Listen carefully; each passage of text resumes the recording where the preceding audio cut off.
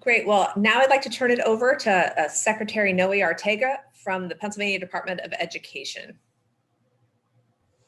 Thank you so much. And I hope everyone is doing well. Let me just do a quick check. Can you hear me okay? Yes. Yep. Fantastic. Thank you.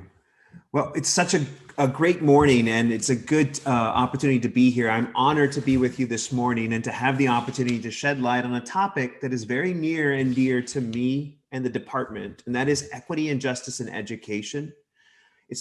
This year marks the 50th anniversary of the ERA, and additionally, this is also the 28th anniversary of the Pennsylvania Environmental Education Act. So I am delighted that Pennsylvania is hosting this year's 2021 Mid-Atlantic Environmental Literacy Summit, or for short and easier to say, the ELIT Summit, to celebrate this and other accomplishments.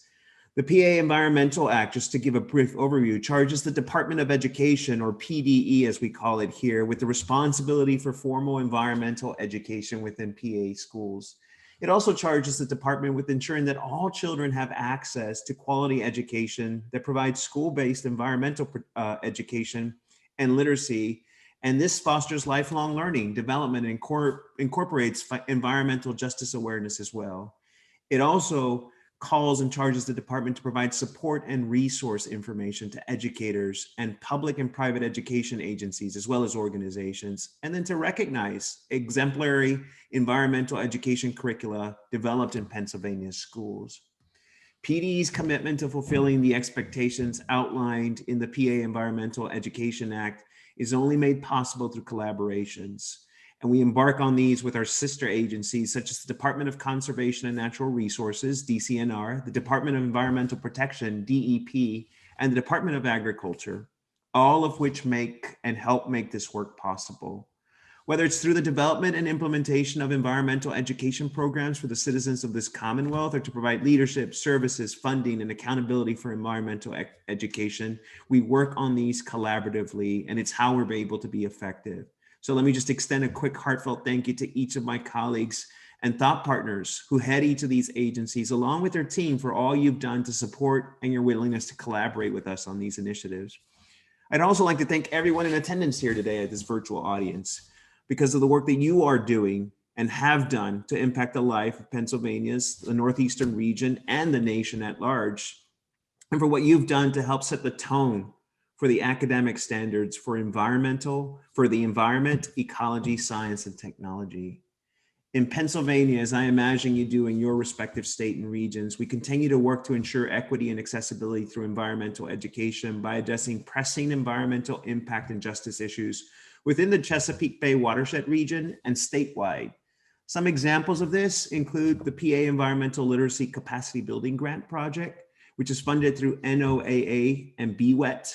And they allow us to work with formal and informal environmental education groups, natural resource and engineering experts, and business and industry partners to build environmental literacy and meaningful watershed educational experience capacity.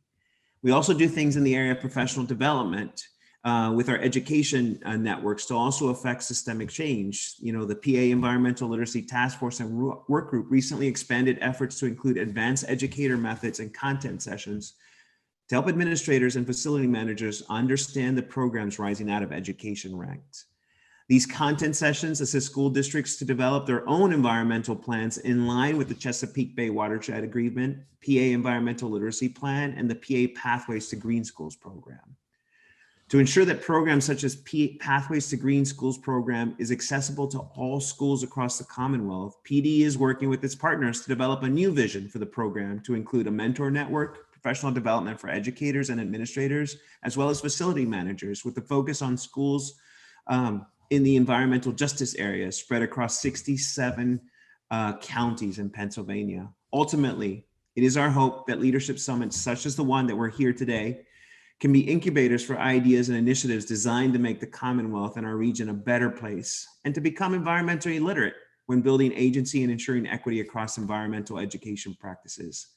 Let me just thank everyone for being here. Thank you for the dedication you've had, the service. This year has been difficult, but you've done the necessary work Please know that the Pennsylvania Department of Education supports your efforts to bring us towards a more equitable and accessible nation for all. And with that, I'd like to introduce our next speaker. And let me tell you, she's the driving force linking the worlds of environmental literacy and STEM across formal and informal education venues.